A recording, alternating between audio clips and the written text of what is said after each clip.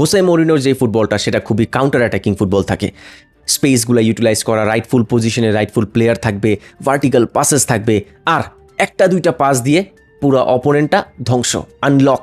আর সেটার জন্য Vinicius, Mbappe আছেই।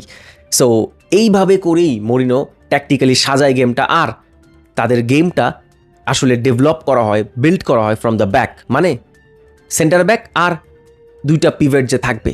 এখন এখানে বার্নার্দো সিলভার রোলটা অনেক বেশি ক্রুশিয়াল।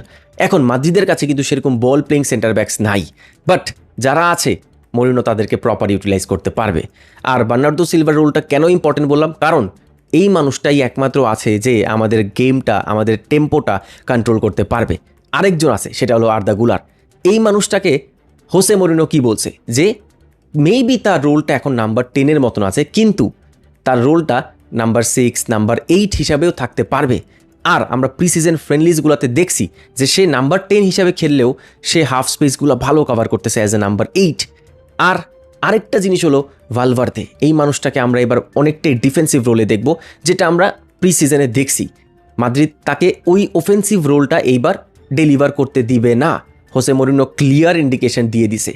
আর হোসে মরিনো বলতেছে যে আলেকজান্ডার আর্নল্ডকে সে মিডফিল্ডে একটু ইউটিলাইজ করানোর ট্রাই করবে, আর সে এখান থেকে আমি মনে করি অনেকটাই বেশি অ্যাডভান্টেজ পাবে।